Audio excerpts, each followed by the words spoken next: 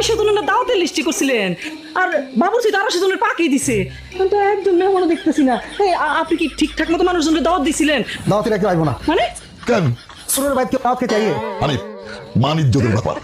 দরকার হলে টাকা পয়সা দিয়ে মানুষজন আমার ব্যবস্থা কর। আপনার কি মনে হয় আঙ্কেল আমি কাউকে মানি অফার করি নাই আমি সবার অনেক রিকোয়েস্ট করছি সবার একটাই কথা সুরের বাড়িতে বিয়ে খেতে গেলে তাদের জিনিসপত্র হারায় দেওয়ার বয়স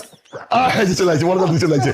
আসেন ভাই সাহেব আসেন। আসসালামু আলাইকুম। ওয়ালাইকুম আসসালাম আসেন আসেন